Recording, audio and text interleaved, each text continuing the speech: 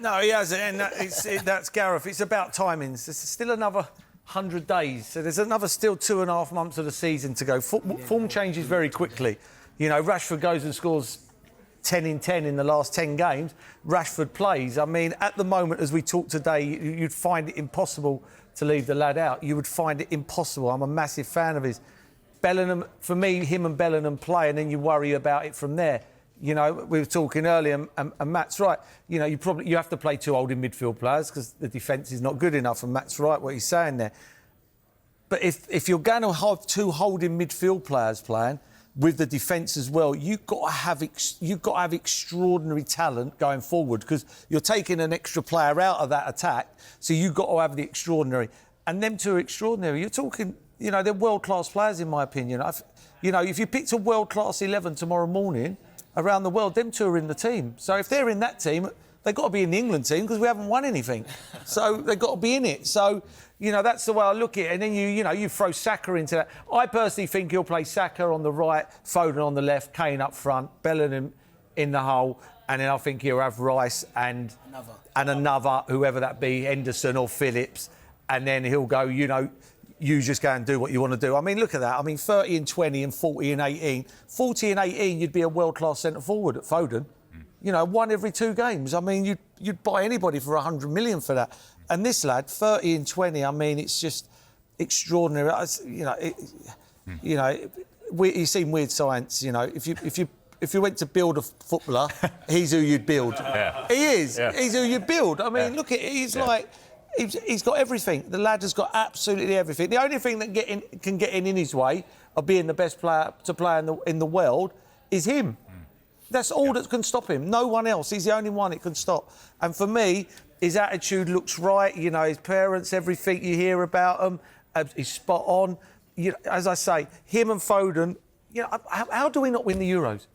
Honestly, I'd be shocked if we didn't win it. It's an unbelievable time for English midfield players, though, isn't it? Oh. When you look at Declan Rice, you're talking about Bellingham being the total, but Declan Rice is now showing that he can be that as well. He's playing a bit higher for it. He's not just pigeonholed as this defensive midfield player at the moment. But he can sit there and do that, though, can't he? He can do that. He's got great defensive instinct, but he can get forwards and link up and score goals and get in the box as well.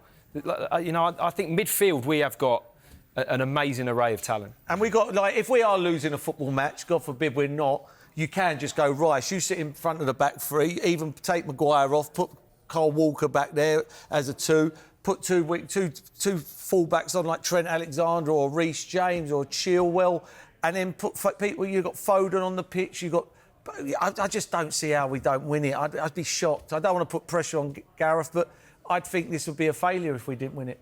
I really would. I don't see anybody who lives with us. France have got probably 2 players that would get in our team. Maybe 3 if that, you know. But bar that, I don't, you know, Germany, no. You know, I just, I can't. No, sorry, Gareth, we win it. There we are. Sorry. Mic drop, we're done.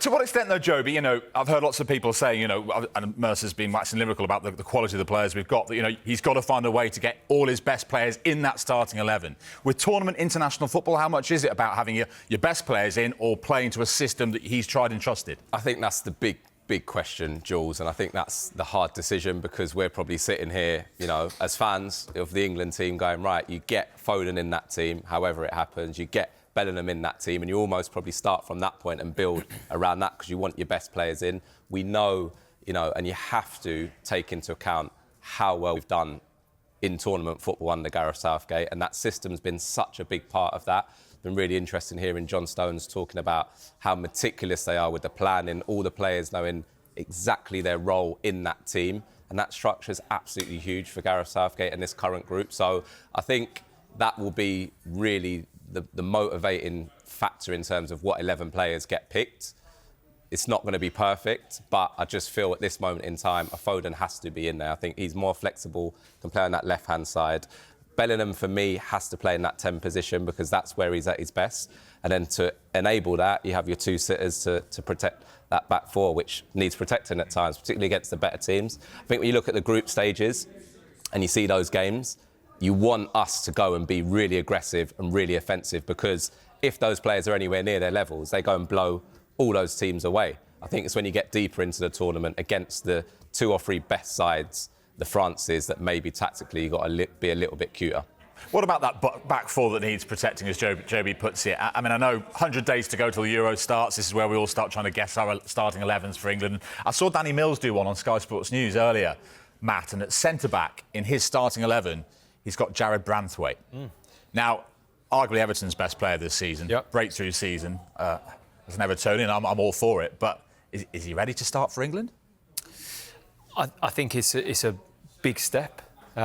He's showing amazing potential, and he's in great form.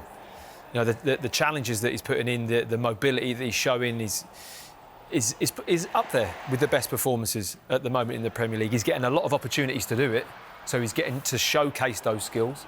I think it's a different game on international level where the game's dead quiet for an hour, you don't have much to do, and there's one or two little moments that you just have to be right. It's a different feel to the game, but he's showing that the workload that he's having to cope with and how he's doing it in the moment, he's just naturally, he's even sticking one in the top corner. So, yes, he's in great form, but it's very late to start incorporating somebody into that. And Gareth's the type of manager that he likes to kind of go with players that he knows. And he's shown that all across the board. He's very loyal to the players that have done well for him with England, and he's willing to kind of overlook the domestic form to go with that. And it's worked for him to a degree. So incorporating a young player at the moment, I think there's definitely going to have to be one. I thought it was going to be Levi Colwill last season. I thought he was excellent at Brighton. It's been tricky at Chelsea. He's been a little bit unsettled, hasn't quite found that form, but he's a left footer, very comfortable with the ball. So there's going to be one of the centre-backs going to have to come out and grab that shirt because it's there for someone.